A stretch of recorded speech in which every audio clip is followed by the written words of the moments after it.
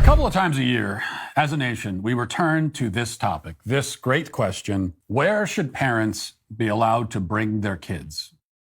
What parts of society should families with young children have access to? I'm not talking about the debate over children at things like drag shows, which is not a debate at all. They just simply shouldn't be there. The problem with bringing your child to a drag show is that the content of the show is not appropriate for the child. It is for the child's sake that we object to the child being there. What I'm talking about is the debate that centers around the needs and preferences of other adults. In what context is your child's presence going to be an unfair burden on other adults? Predictably, it's always the childless adults who have very strong feelings about this subject. And this week, one such childless adult went viral with her video demanding that parents stop bringing their kids to bars, breweries, and potentially dozens of other places as well. This video has 150,000 likes, so apparently a great many people agree with her. And here's what she says. Watch. Now, you can consider me biased because I am aggressively opposed to the idea of having children. For myself, that is.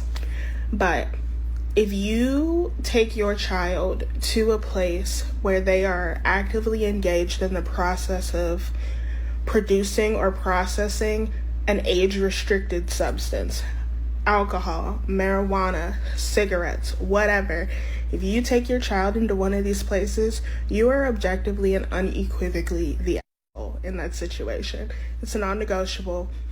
There's nothing to debate. You are the asshole in that situation, not only because your child just doesn't belong there, but because you are actively making the experience worse for every other adult present. You don't want me to curse around your child. You don't want me to talk about who I was on over the weekend. You don't want me to have an adult conversation around your child. Here's a thought. Stop bringing your children into bars and breweries. There's literally nothing for them to do there. They're bored and you're an asshole. Thank you so much. Okay, now, because this point of view is widely shared by other bitter, childless spinsters, it's worth responding to in some detail. And we're going to leave aside the irony that this woman would almost certainly tell us that children shouldn't be allowed in places that serve alcohol unless there's always a but. That place is a drag show. I highly, highly doubt that this person agrees with our law here in Tennessee, for example, banning children from attending sexualized performances. I highly doubt she agrees with that, but we will not allow that glaring issue to sidetrack us. There are too many other glaring issues to deal with.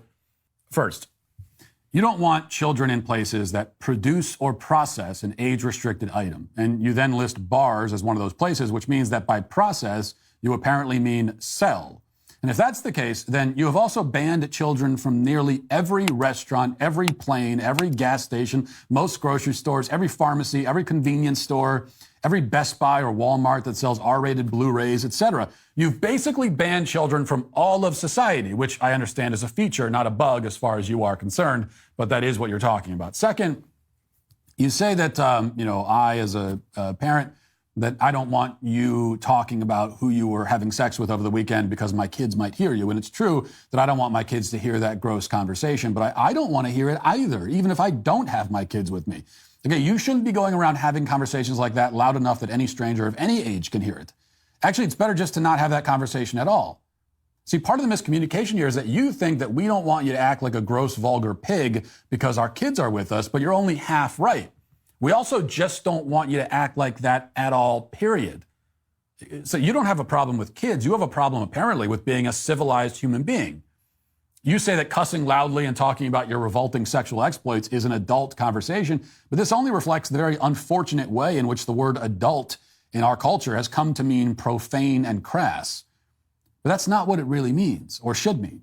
The kind of conversation you're talking about, it's not an adult conversation, and the behavior you want to engage in is not adult behavior. It's actually childish, not in content, but in the fact that you apparently have a problem conforming yourself to a basic standard of conduct. Ironically, you don't want to be around children because you are childish.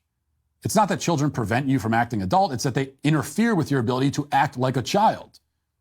So it's not that you want there to be no children at the brewery. You just want to be yourself the only child at the brewery. Third, I am biased also, I admit. You're lonely and single. I have a family and 6 kids, but it's not just my bias talking when I tell you this. If you hate children and don't want to be around them at all, anywhere, then you are the in this situation and in life generally. It is not okay to hate children. That's just like not an okay opinion to have. You can have it, can't stop you, but it's not an okay thing to think. You shouldn't think that. It reflects a profound character flaw in yourself. It reveals a deep sickness in your soul. Of all the people to reflexively despise, children are the absolute least deserving. Kids are innocent, naive, energetic, fun.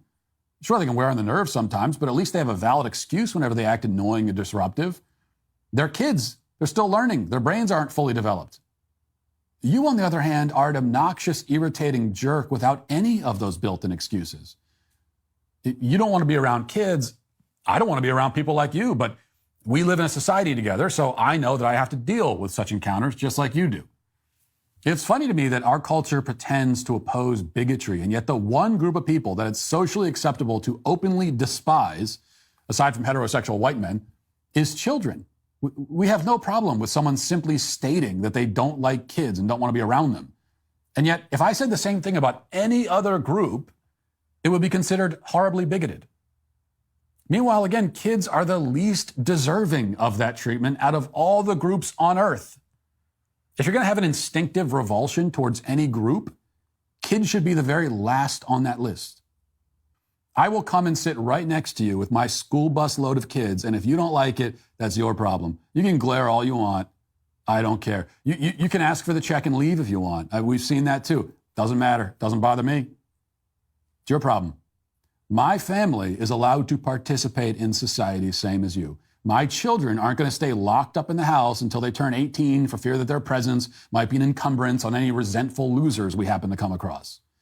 Society should welcome and celebrate families. Okay? It should go out of its way to include us as much as possible. That's what a healthy society does. In a healthy society, people are happy when they see families with young, happy kids.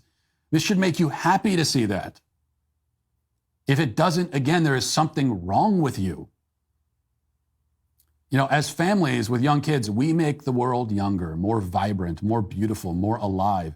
We ensure the very future of the human species. What the hell are you doing besides gossiping at the bar about sexual conquest that, let's be honest, you're probably making up? That's what you should ask yourself.